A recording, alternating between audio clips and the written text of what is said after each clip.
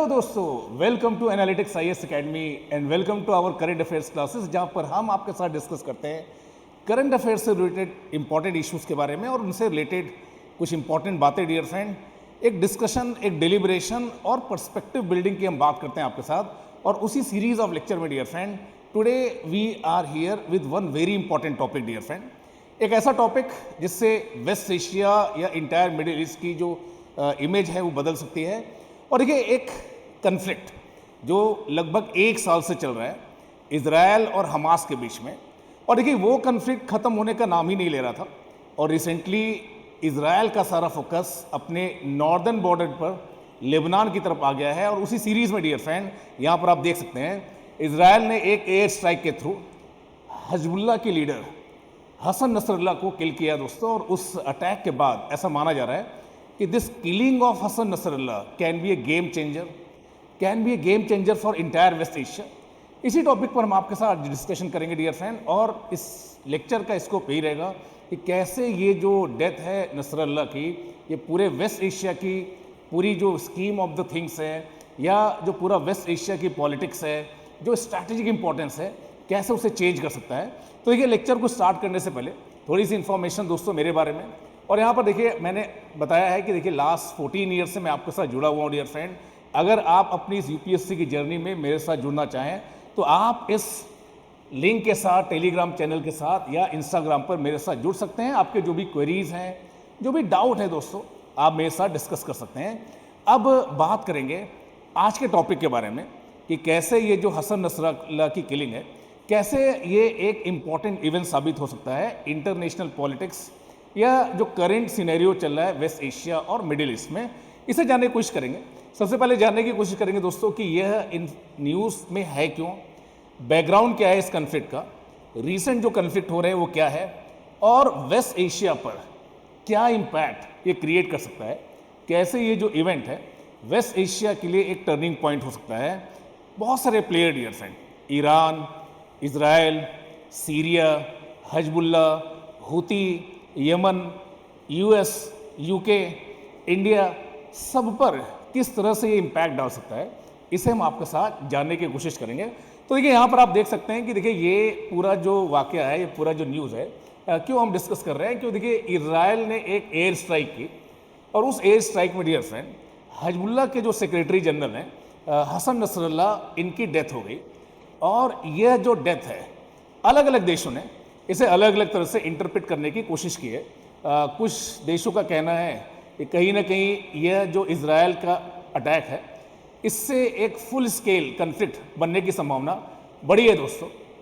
यहाँ पर आप देख सकते हैं कि ये हसन नसरल्लाह हैं, जो कि एक शियाइट मिलिटेंट ऑर्गेनाइजेशन हिजबुल्लाह के सेक्रेटरी जनरल हैं और थे, मतलब, और ऐसा कहा जाता है दोस्तों कि हिजबुल्लाह को एक शक्तिशाली मिलिट्री, एक शक्तिशाली पॉलिटिकल पावर बनाने में एक बड़ा योगदान रहा है किसका, हसन नसरल्लाह का।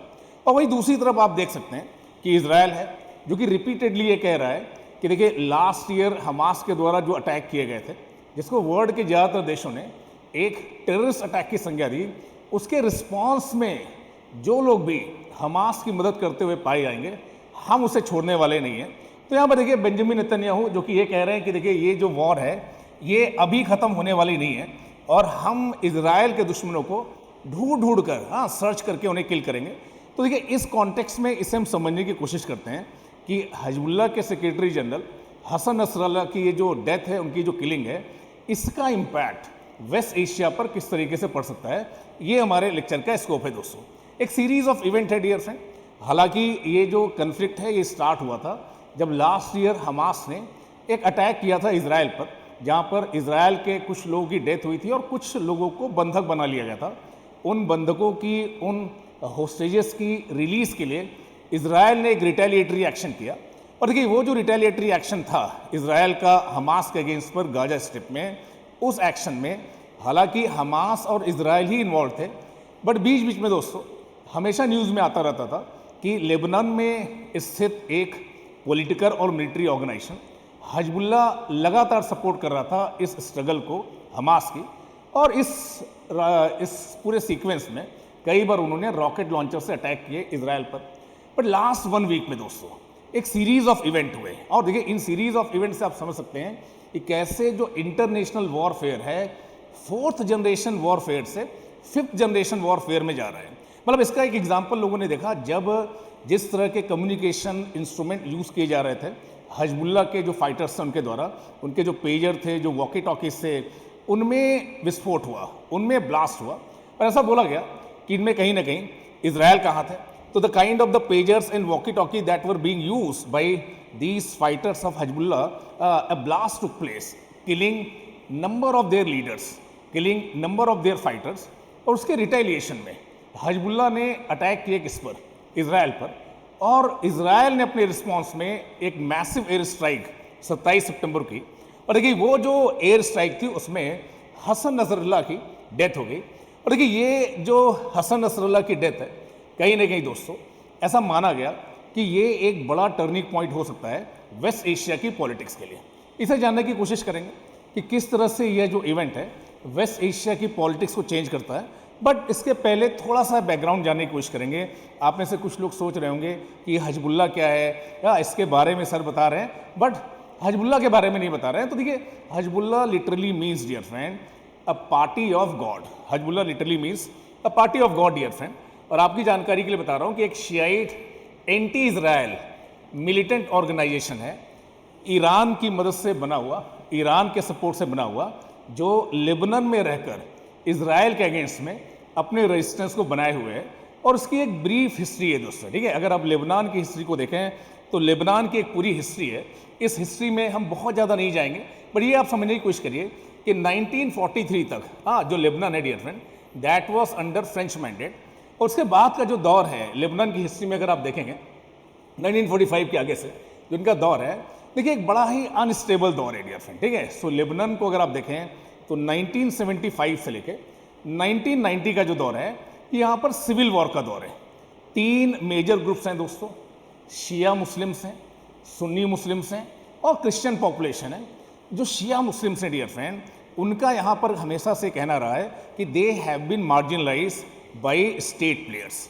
और इस बात को इस कॉन्टेक्स्ट में आप देखने की कोशिश कीजिए 1975 से लेकर 1990 का जो दौर है लेबनान की हिस्ट्री में, वहाँ पर शिया जो पॉपुलेशन है they have been arguing that they have been marginalise.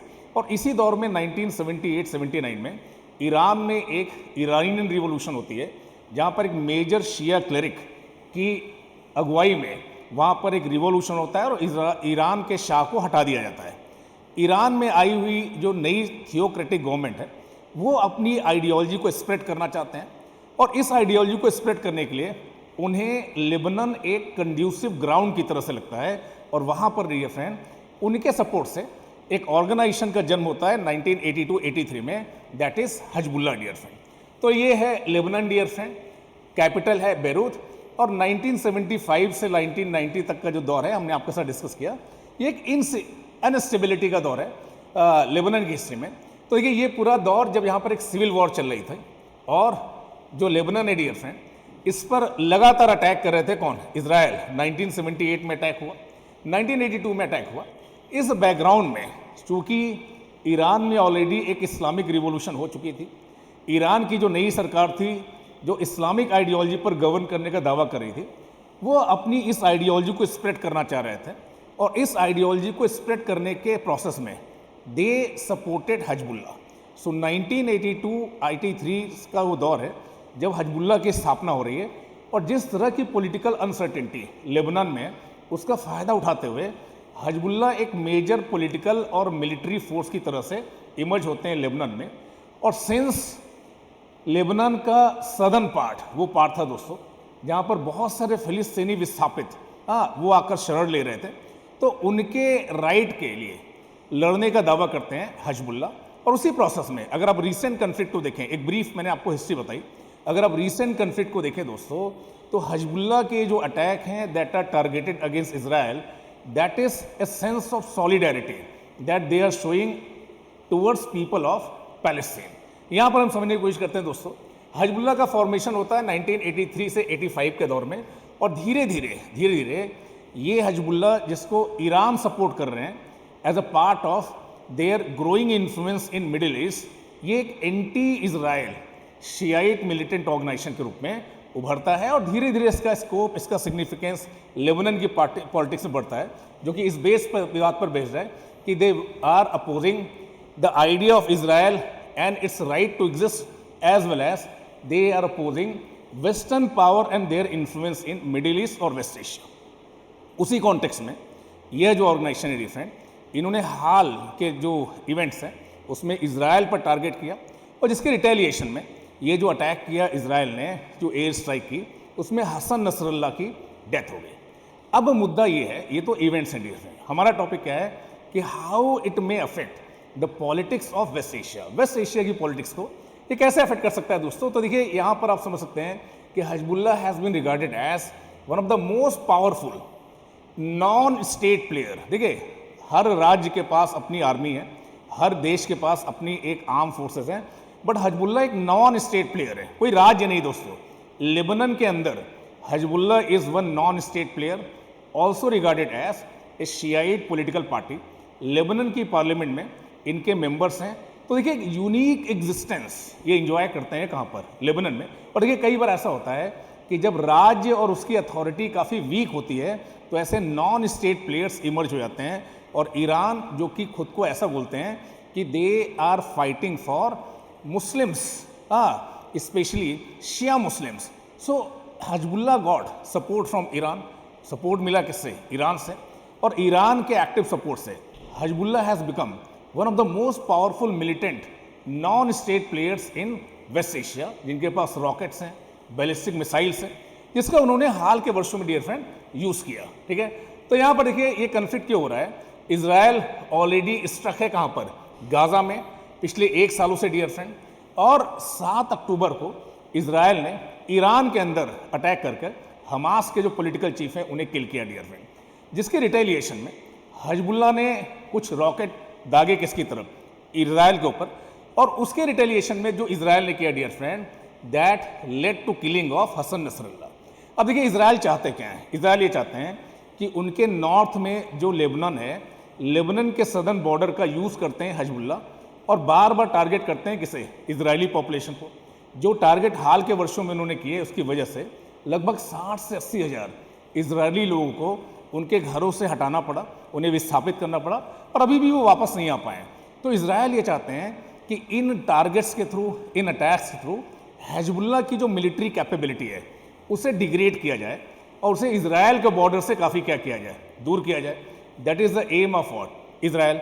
But इस पूरे प्रोसेस में आप पाएंगे कि यहाँ पर देखिए 3 मेजर प्लेयर आपको उभरते हुए दिख रहे हैं। ठीक है, बेंजामिन नेतन्याहू बार बार बोल रहे हैं कि देखिए हम किसी सीज फायर के मूड में नहीं है, क्योंकि चाहे एक फ्रंट हो, चाहे 2 फ्रंट हो, चाहे 3 फ्रंट हो, गाजा में ऑलरेडी एक फ्रंट था, हिजबुल्लाह के साथ उन्होंने सेकेंड फ्रंट ओपन किया और अभी कल जिस तरह से ईरान ने अटैक किया किस पर? इजराइल पर, chances are very high that again Israel will retaliate directly against Iran, leading to opening of 3 front. तो जिस तरह से ये इवेंट्स हो रहे हैं डियर फ्रेंड, जिस तरह से ईरान ने बोला कि हमारा जो अटैक है ये रिस्पॉन्स में किसके? इस्माइल हनिया और नसरल्ला की किलिंग के अगेंस्ट में ईरान का एक डायरेक्ट इन्वॉल्वमेंट हो रहा है कहाँ पर? इस कन्फ्लिक्ट में। तो देखिए ये कन्फ्लिक्ट अब एक सीमित कन्फ्लिक्ट नहीं होने वाला है, इसका दायरा बहुत ही बढ़ने वाला है। और ऐसा बोला जा रहा है डियर फ्रेंड कि ऐसा ना हो कि मेजर पॉलिटिकल पावर इसमें इन्वॉल्व हो। यूएस ऑलरेडी बोल चुके हैं कि ईरान को इस अटैक का खामियाजा भुगतना पड़ेगा। We will support any retaliation of Israel. तो कैसे ये जो इवेंट है दोस्तों, ये वेस्ट एशिया की पॉलिटिक्स को चेंज कर सकते हैं? समझने की कोशिश करिएगा। देखिए ईरान और इजराइल का जो कन्फ्लिक्ट है ये कोई रिसेंट कन्फ्लिक्ट नहीं है, ये दशकों पुराना, डिकेड से कन्फ्लिक्ट हो रहा है। पहली बार ऐसा हो रहा है कि ईरान जो कि अभी तक प्रॉक्सी फ्रंट से इन्वॉल्व थे इजराइल के अगेंस्ट में, पहली बार ईरान डायरेक्टली इन्वॉल्व हो रहे हैं, leading to a major conflict, possibility of a major conflict between 2 states, Israel on one side and Iran on the other side. And when these 2 powers, जिन दोनों के पास कैपेसिटी है एक दूसरे को सीवियरली डैमेज करने की, इन्हें यदि सपोर्ट मिलता है वर्ल्ड की मेजर पावर का, जैसे कि G7 की समिट हो रही है, G7 के मेजर जो कंट्रीज़ हैं, Canada, France, UK, US, already ऐसा बोल चुके हैं कि they are going to support Israel. वही दूसरी तरफ डियर फ्रेंड आप समझने की कोशिश करिए, यूएस एक पिक्यूलियर सिचुएशन में है। यूएस का ध्यान भटक रहा है। यूएस जो कि अभी तक सपोर्ट कर रहा है यूक्रेन को अगेंस्ट रशिया।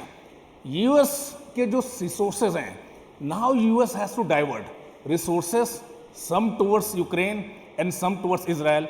सो कहीं ना कहीं आप ये पाएंगे कि ये रशिया के फेवर में भी होता हुआ दिख रहा है। तो जैसे ही वर्ल्ड की मेजर जो पावर हैं लाइक रशिया, लाइक यूएस इस कन्फ्लिक्ट में इंगेज होते हैं, it will have a larger consequences for West Asia. और सिंस अभी भी ये इवेंट्स अनफोल्ड हो रहे हैं, इस तरह के लेक्चर्स हम आपके साथ आगे भी लाते रहेंगे। ज़रूर मुझे कमेंट बॉक्स में बोलिएगा कि ये लेक्चर कैसा लगा दोस्तों। Thank you to all for joining me. और देखिए एक इंपॉर्टेंट इन्फॉर्मेशन आपके लिए, एक नया फाउंडेशन बैच हम एनालिटिक्स आईएएस एकेडमी में लॉन्च कर रहे हैं from 10 October for UPSC 2025 pre cum mains foundation course है दोस्तों। ऑफलाइन और ऑनलाइन दोनों मोड में अवेलेबल है। इफ़ यू आर इंटरेस्टेड, दिए हुए नंबर पर आप कॉल कर सकते हैं और जो भी आपकी क्वेरीज हैं उसे एड्रेस करा सकते हैं। Thank you to all for joining me and staying with me. Thank you dear friends.